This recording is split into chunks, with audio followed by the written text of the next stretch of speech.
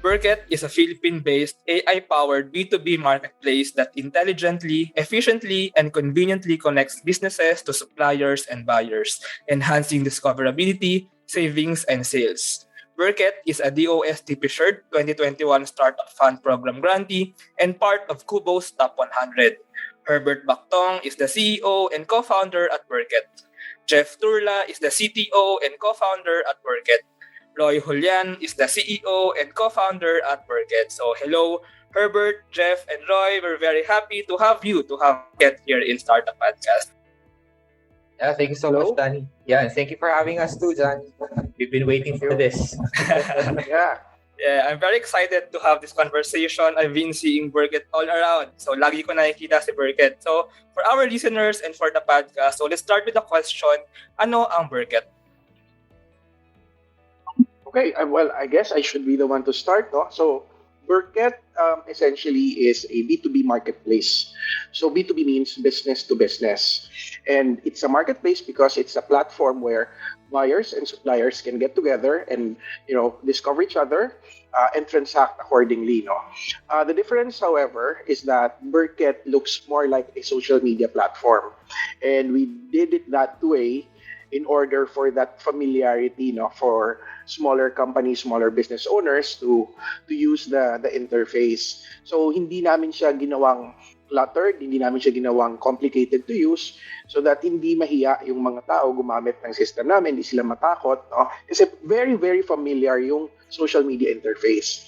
And on top of that, of course, more than just being a place to do transactions or trade products and services, we also want Burket to be a place of information. So, if you're part of a certain industry, for example, in the finance world, you can post articles, you can post information about, that industry to inform yung mga buyers or mga visitors ng website. So, the way to do that is to make it more like a social media platform, no? Na may feed, nakikita mo products na nilalagay ng mga bagong suppliers or mga news, articles, no? And promos. So, if you will log into the site, it will be very, very familiar for you. I see. Yeah, that's very interesting. So, B2B marketplace, business to business marketplace na naka-emphasize yung like social aspect of it. But can we just get like the principle? How exactly does a marketplace ba provide value to like these businesses? I mean, what exactly ba yung ginagawa ng isang marketplace? Okay, maybe Roy, you'd like to take that on. Yeah, sure. And feel free to add, Herbert, if I missed something. So, B2B. So, what does our marketplace do? First and foremost would be highlighting or enhancing a discoverability ng isang negosyo. So, may you be a micro, a small, a medium enterprise, di ba? Especially if you're starting out. Basically, it's this discoverability that you'd like to have for your business. So, let's say, Gourmet Tuyo, for example, no? If you can imagine, there are lots of businesses in the Philippines that sell gourmet tuyo. But if you're starting out, of course, and you're trying to look for resellers for your business, there's really no place for you to go to. Do you go to Facebook, right? It's medyo populated. The Facebook is sort of like built as a social network for personal transactions. Yeah. So is LinkedIn. LinkedIn does not have their own marketplace. There's basically a handful of B2B marketplaces in the country. But if I ask you to name one, for example, would you be able to name one, a single one? Diba? So yun. So number one, the value that we bring is number one, enhance discoverability of the businesses. Again, going back to the example, for example, if you search for wholesale gourmet tuyo on Google, you should be able to find, Burket at the parang page 1 basically, So that's how we help out. The next one that we provide as a marketplace would be providing tools that enhances yung procurement and selling transactions of businesses within the platform. So you need not again be familiarize yourself with SEO. You need not take time to learn SEO moving forward. It's already integrated in the platform. Next, we give you your own digital storefront. So people who get to visit your company makikita na nila yung about you information, the products or service that you sell, and of course, recent activity that you have been doing on Burket. On top of that, since Herbert mentioned earlier, we come in a social network interface, no? So, number one, familiarization. Teenagers down up to your lolas and lolos should be able to learn how to navigate, no? Given, the availability of Facebook, familiarize yourself with Facebook. So yun, kasama na siya doon. The other value for it coming as a social network interface would be yung enhanced networking capability mo. You get to follow businesses that you're interested in, products that you're interested in, di ba? And and basically, in overall gist talaga, we revolve around you boosting the discoverability, may you be buying or selling a product. What's interesting with what we do as well is that we allow buyers to post their buying needs in the platform. In that way, sellers would be able to see if it's something related to you. The AI part of it, I'll have Jeff discuss later on. But for the time being, the visibility part in you as a buyer, posting your buying in the platform wherein sellers will be able to reply or send their quotation to you, right? So as a buyer, makikita mo na in one sitting kung alin dito yung presyong papasok sa budget mo, alin dun ang sa tingin mo negosyong pasok sa'yo. On top of that, we also do affordable business validation din pala. So again, if you're a new business and you got everything organized in terms of your documentation, send it over to us. We validate those documents and then we give you this Burket badge. So it enhances your credibility as the business at the same time, di ba? Mas confident naman yung mga taong magta-transact sa'yo. On top of that, we also package things in a way that basically parang pushes yung mga aspiring entrepreneur to look for the products or business that they like to dive into. So we call it as business starter kits. So if you recall, nag-boom yung B2B business in the past, So we have this starter kit in our platform wherein in one sitting, me as an aspiring entrepreneur, isang upuan lang makikita ko na lahat ng kailangan ko. From yung milk tea, yung tapioca pearls, yung equipment na kailanganin ko. Even business services, nandun na siya. So separate segment siya. So if I'd like to set up my own company, for example, kailangan ko ng mga financial services, IT companies that mga consultancy firms, basically, andun na rin siya packaged into one. So I think that's where the AI portion comes in, lalo na if we understand the transactions. But then again, I'll have Jeff discuss that in detail later on. So marami kaming value na provide as a marketplace. In fact, just to be clear about it, we are a marketplace and a software as a service integrated into one. So marketplace typically caters to the sellers and a portion of it for the buyers in their product sourcing needs. And then yung SaaS namin would help digitize naman yung transactions ng mga procurement activities more inventory system. So again, it's ang what we really revolve around on would be efficiency ng transactions, and secondly, affordability. We would like to provide affordable solutions to local businesses. So, yun. Yeah, that's very exciting pala. Yeah, that's very exciting. Grabe pala. Sobrang dami palang value na mabibigay if ever sa mga onboard pa na businesses like digital marketplace nga to enhance discoverability para mas madaling mag-partners and mag-transact. And ang very excited actually yung AI-powered packages nga. I think it's very convenient for future businesses na nasasali sa Burket. But can we go muna sa numbers? So, I actually saw sa website na napakarami ng businesses and products na onboarded sa Burket. So, can you just get some numbers kung gaano ba karami currently ang partners ni Burket? Okay, shall we do a rotation? Sige, let's go back. Why don't you do that, Jeff? Para naman makapagsalita si Jeff. Yeah, right now we have around 10,000 users, 10,000 businesses who has signed up in the platform, and then we have around 3,000 products and services that are listed in our marketplace. But aside from that, we also have a database of around 400,000 businesses in the Philippines. So whether or not they are in the platform, if you are looking for supplies for your business, you will be able to find it on the platform. Yeah. So sobrang daya pala. And can we just get some examples lang aside from the gourmet to you? I mean, just to paint better the picture for our listeners. So like, ano ba yung ibang businesses pa? Ano bang products? Ano bang services yung partnered with Burket? So just to be concrete about it and just to see it exactly. Really, Burket as a B2B marketplace is industry agnostic. So we don't really choose the industry we want to accept, no, as a supplier, as a buyer. So if you will notice, the marketplace itself consists of a listing of products and services. Ang very notable right now, if you go there, of course, would be accounting services. So that's the kind of service you can see there. We have various partners, that offers products or services that caters to either an outsourced accounting, payroll, assistance in business registration. So that's one of the strengths that we have, services, kasi not all marketplaces have services, majority products. Other items that you will see there, furnitures, construction supplies, a lot of food related products. But very notable in our platform is that we are connected to other marketplaces in other countries through the network called Proxtera. So Proxtera is a parang marketplace bridge that's based in Singapore. And what they did was they created a way for other marketplaces to search products in different marketplaces too. So if I am looking for, let's say, coffee, we have a separate section that gives you a listing of coffee from other countries, other marketplaces that people are offering as well.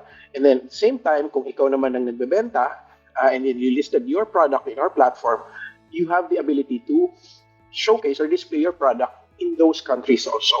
So meron kaming mga ganyang arrangement, no, na so if someone, let's say from Thailand is looking for a certain product, they will, depende sa implementation ng marketplace doon, they have the opportunity to be seen there as well. Yeah, so we're talking about probably hundreds of thousands of products, or if not even millions, because we have a lot of other marketplaces in the network.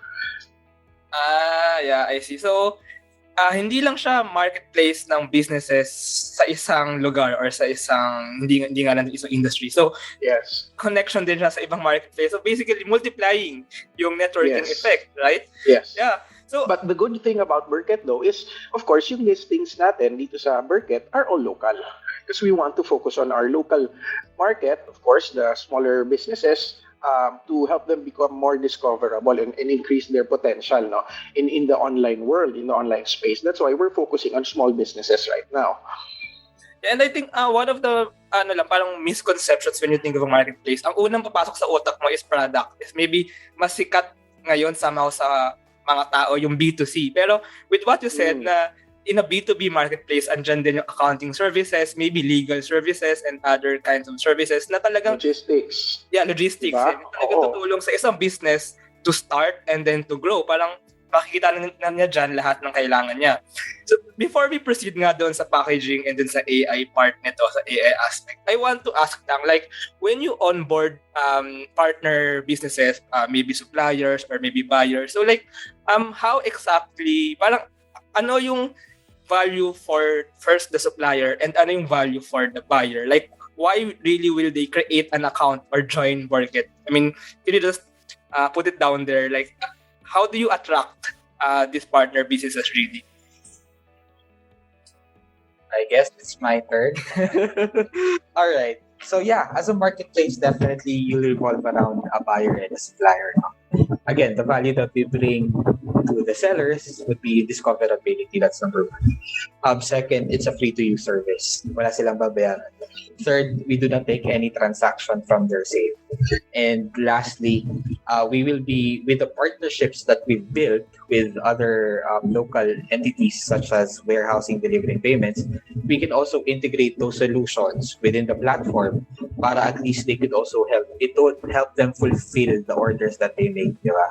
And the pricing dito sa service integration na to, what's interesting is that it's the same pricing. Wala kaming patong kumbaga ang lumalabas. So it's really an affordability aspect of it. On top of that, if we also have what we call as a freemium model. So again, it's free to use at this amount, at this extent, Pero if you'd like to enhance your experience of using the platform, then you can opt to go for premium subscription. At hindi siya kamahalan. Kasing presyo lang siya sa ngayon ng Netflix account family. So kung gusto mo i-promote ang negosyo mo, di ba? And you can afford to pay for Netflix account, then why not sa negosyo mo, di ba? What it gives them is that we help manage the products for them, lalo na pag wala silang tao to really do that, di ba? Sa kanilang profile. Second, we edit the photos, for example. We also give them, hosting and email services to boost their, credibility further. Marami kami binibigay basically, even promotional credit sa ating marketplace. So it's affordability again. On the buyer aspect of it, ang nakikita naman nila dito sa platform natin, aside from the database that Jeff has helped build with the platform of over 400,000 business listings and more than 80,000 products and services catalog that they can go through kay Burket. It's really, that the convenience of them of using the platform in terms of yung having the sellers come to them directly. Through the RFQ or request for quotation. On top of that, we're also in the process of building our vendor management system. This again would be sort of like an application tied up with our marketplace that enables yung buyers namin to manage multiple sellers easily within the platform. So, just to be clear, ang customer persona or our current customers now are mostly from the micro, small, and medium enterprises. But as soon as we get to have the vendor management system, then papasok yung medium to large scale enterprises natin, which in turn would help us, generate more users from the marketplace standpoint, and at the same time, acquire this large large or medium to large enterprises as well within the marketplace. So hopefully, we'd be able to observe more the transaction through the vendor management system. Kasi we do not take any commission again. No? That's why we cannot really dive into the transactions that are transpiring until we finish until we finish the warehousing, delivery, and payments integration namin through our partner. Then we'll be able to understand further in transactions that are transpiring in the marketplace, and until we launch the vendor management system. Kasi doon natin makikita yung mga interaction of buyers and sellers.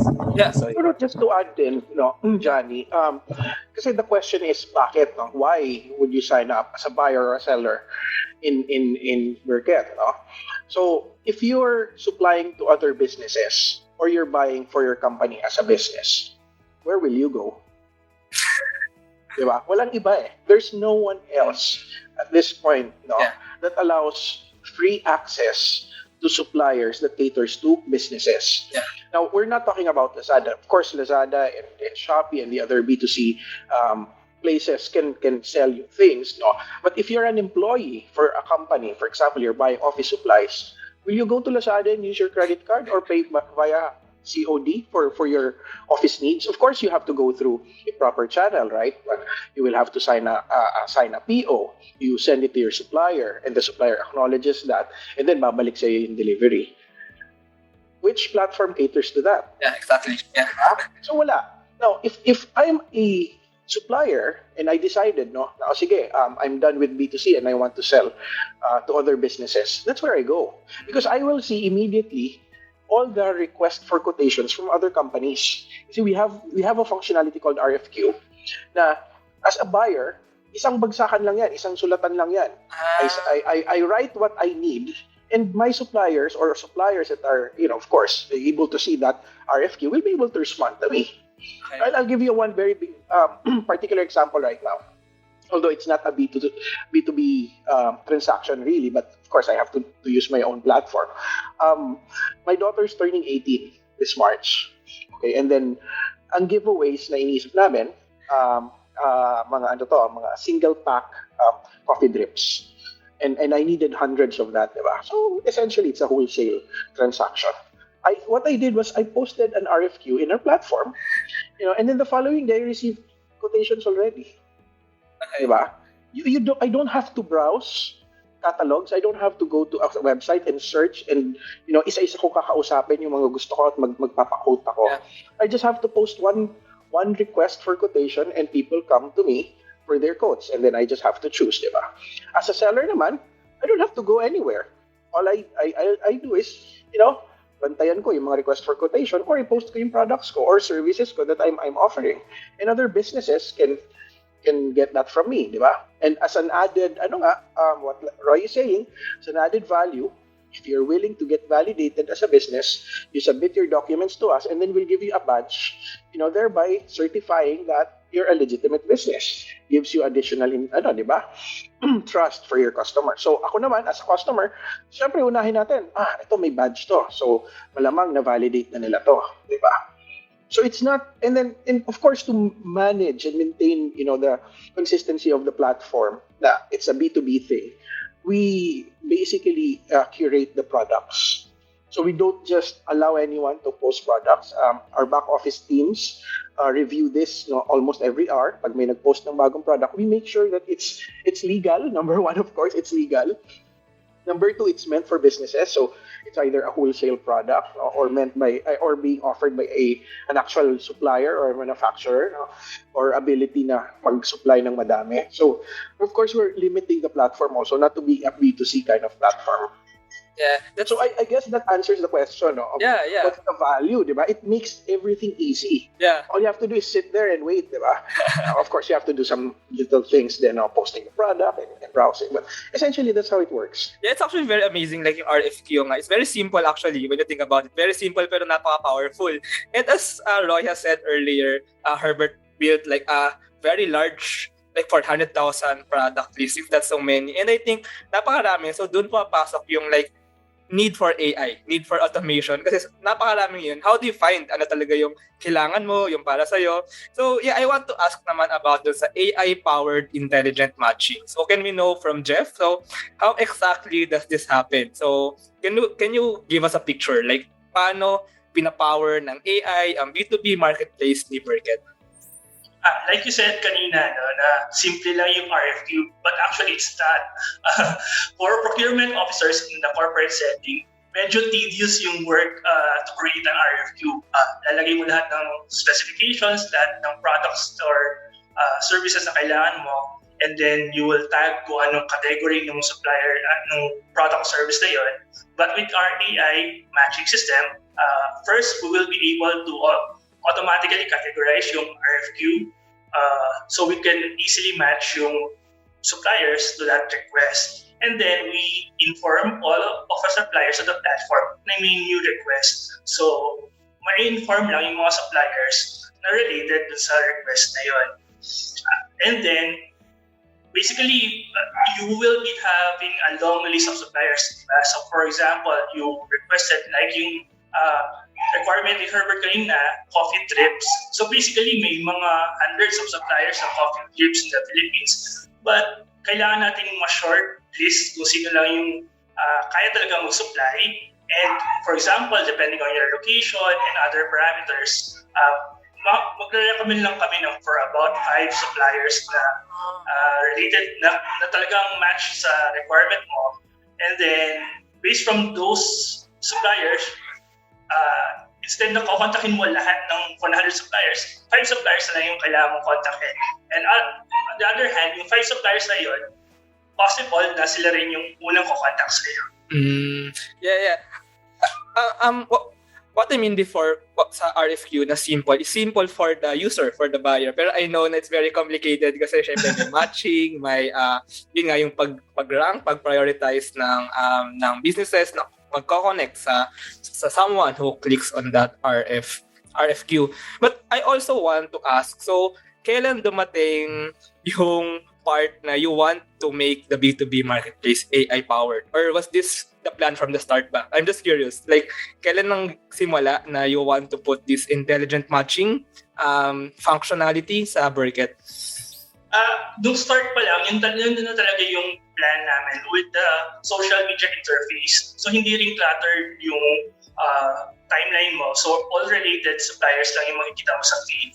But we are very grateful to the DOST for giving us a grant for the AI development. So, mapa-fast track namin yung development ng AI portion ng better management. Yeah, okay, that's very exciting. Burket is really exciting. I don't have a business, but I want to use it. and, and then I want to ask some backstories of Burket. I mean, paano ba siya nagsimula? So maybe can you share some stories like and the three of you co-founders, like paano ba nabuo yung team? So maybe just can you share some backstories kung paano ba nabuo at na-build si Burket? Sige, last namin yung pagkakabudol namin kay Jeff. probably we'll have Herbert share the story. Go ahead. Well, it's actually a story of the three of us din naman talaga. It's not really just about Burket, but essentially, all of us came from the corporate world.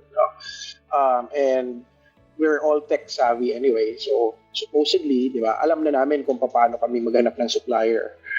Pero surprisingly, even with our, of course, our understanding in Google searches, halimbawa, we still had a hard time looking for suppliers. I'm in the IT industry talaga, no, ever since. Ang mga suppliers ko usually came from either my previous jobs or referred sa akin through a certain network or, di ba, sila yung lumapit or cold calls. Pero if I wanted to find out, sino pa ba mga suppliers na nandiyan out there, mahirap hanapin eh. It's not really as easy as you think of it, no? Minsan nasa Google, minsan nasa dulo ng search, minsan nasa Facebook, minsan wala, di ba? So, na-realize namin yan because Roy also had the same experience when he was looking for a services company for HR. HR training, if I'm not mistaken, no, Roy? Nahirapan din siya. So sabi namin, teka lang, hirap na tayo. Tayo na nga to, kumbaga, di ba? Supposedly marunong na kami, naiintindihan na namin how things work because we're not new to searching for suppliers. Pero nahirapan kami, what more? Di ba? What more? Yung mga procurement officers na minsan bago pa lang or wala masyadong network, di ba? And if that's happening, what about the other side of the of the business? Suppliers. Yeah. Diba? How do they get discovered kung hindi nga sila marunong gumawa ng website or hindi sila marunong mag-SEO or they cannot compete with those with budgets and resources, no, and know-how to become in part of the first page of a result, diba, of a search result, or does not know how to advertise in digital platform. So, hirap din sila. So, how come wala tayong walang marketplace or there is no place in the Philippines at the very least that focuses on this problem. So that's where we started, no. And of course nung panahon naman na naisip namin to, meron namang mga alternative to Burket. Nandiyan dati si Sulit na carousel na ngayon, 'di ba? Pero ang focus kasi nila before mga pre-loved items. Hindi naman to B2B marketplace talaga, di ba? And we already know that's Lazada, Shopee is there, but it's also not a B2B marketplace. So, paano mo ngayon i-cater yung purchase order, yung purchase request, di ba? There's a different way of doing business with if you're doing a B2B transaction. Hindi naman yan credit card checkout kind of thing, di ba? So, wala talaga kami makita. And that's gave us the idea na, sige, gawa din tayo ng sarili natin and see how it goes. No? So, when we started doing this, na-realize namin, teka lang, baka naman walang gumamit kasi wala namang marunong gumamit ng mga website na parang Alibaba, di ba? So, we decided, let's make it like a social media platform para hindi sila matakot gamitin. Because one of my measures in the past is, yung mother ko, she owns a boutique near our place.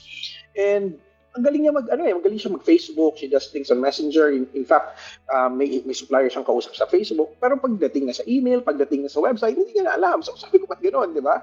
So if she's comfortable using social media for these things, then I guess this is gonna work, di ba? It's gonna work for the type of business owners that we're targeting. So that's how it started, no? And then, of course, we ended up joining competitions. We were able to validate the idea. We got into incubations and acceleration. In fact, right now we're part of AIM-DBI, no, as a participant there, no, for the incubation program, as well as the DOST grant. Yeah. So that's the story basically. No? That's how we started. Yeah, I think that's very interesting kasi dati nga word of mouth lang actually yung maghahanap ka ng other services. Pero with Burket, with an AI-powered B2B marketplace, hindi lang siya marketplace na digital na madali makakita. Intelligently connected pa sa'yo yung talagang maybe kailangan mo. So, siya mas convenient. Yeah, so thank you for sharing that story. Yeah. So, as our final question, siguro paikot lang. I just want to ask the three of you bilang your very motivated startup founders and entrepreneurs. So maybe I'll start with Jeff, then Roy, then Herbert as the last. So, can you share lang like really what keeps you motivated to do or to build Burket? So, I just want to ask that, and maybe for our listener startup founders, to also encourage them and to motivate them na let's build the startup community, let's build the Philippines. So yeah, maybe can we start with Jeff? Okay. Since we all started from the corporate world, no, so we want to extend no, yung mga tools na ginagamit namin sa corporate to small and medium-sized businesses. So we want to help SMEs then to digitize their transactions, especially yung mga small businesses here in the Philippines na hindi pa marunong or wala pang capability to market their products or services online. So we want it to be simple. So bali yun yung pinaka-drive namin for this startup. Yes. Thank you. So maybe Roy, I also want to ask that question. My answer may be cliche, pero yeah, it's really, having a contribution in society. Kasi if you recall, di ba, during the pandemic, nag-aligaga yung mga tao kung saan sila pupunta in terms of yung procurement activities nila. How are they supposed to sell the products, no? Or at least promote their business man lang. So it's really, having a contribution in society for us to be able to provide these opportunities to micro, small, even medium enterprises, no, to really, boost their entrepreneurship in our locality here in the Philippines. On top of that, also, as soon as Burket grows, we'll be able to exit and retire young. So, just kidding. Ganda ng tawa ni Herbert. No? But yeah, it's really the value, kidding aside, that we bring. So I think it's a motivation for every one of us. It's actually true na very unique si Burket when I think about it. Like, marketplace, marami ng marketplace, pero yung niche, yung functionalities and yung role niya really, I think it's unique, and I think there's really much to look forward to when you think about it. So, can I ask naman Herbert? Yeah.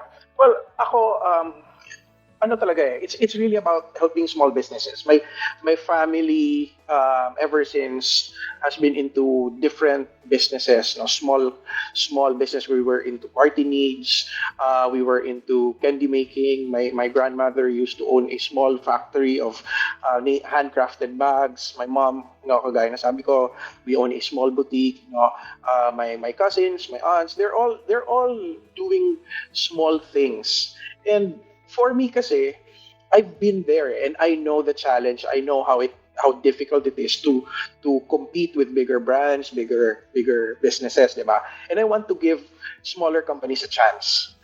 So that's where we that's the three of us where we agree on, no.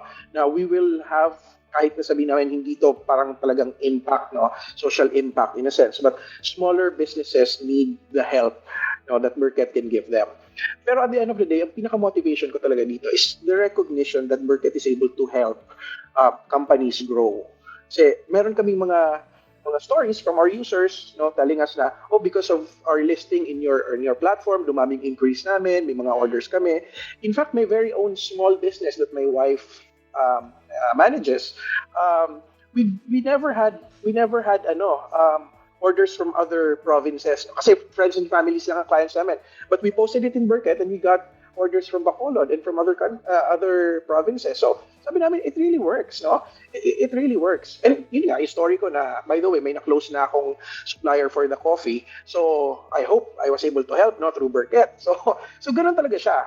And at the end of the day, ang vision namin kasi kay Burket is to be a platform of choice for procurement officers in the future, na parang pagising ko, if I'm a small business owner or procurement officer, ang una kong gagawin, instead of browsing Facebook, I will browse Burket for information about my business, my industry, gaano ba karaming purchase order yung nakarating sa akin, di ba? Gaano ba karaming deliveries yung parating sa akin, di ba? Ilan bang kailangan ko i-approve na purchase request?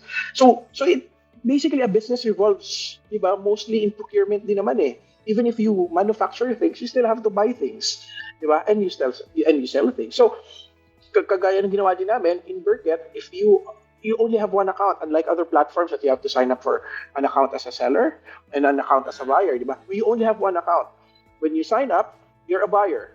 You can basically deal with the suppliers. But the moment you post your product, you automatically become a supplier and a buyer kasi we recognize that fact. No business can tell us na we don't buy anything, we purely sell. Where do you get your product from, diba? Unless you're a service. But even if you're a service company, of course, you still need your supplies, diba? So, at the end of the day, yun talaga yung habol ko eh. Ako personally, the vision na when I grow old, and I don't plan on retiring young, unlike Roy, maririnig ko na, if I want to do business with you, sabihin sa akin nung kumpanya, do you have a Burket account so I can just order from there, diba? Or if I am going to supply something, here's my Burket account, diba? Send me your POs. So that's basically the bottom line of things that I want. Amazing. I want to clap for that. And like, isang napakalag supply chain nga, kumbaga, di ba, ng this community. Actually, ng ekonomiya. So, and Burket is like, aggregating and making it seamless, kumbaga, yung buong supply chain. But what I like the best with what you said is yung empowerment ng MSMEs. I'm also really one with that advocacy somehow and like starting that impact. So yeah, I really look forward to Burket in the future. I really think it's an exciting startup. I really hope for more growth for Burket. So just for our listeners, if they want to know more or if they want to maybe sign up with an account sa Burket, so how can they find Burket? What's the link to the website? And how can they contact you maybe? So, ako na lang, Roy, siguro. Sige, go ahead. It's very easy. Just type www.burket.ph and, the sign-up process is very easy.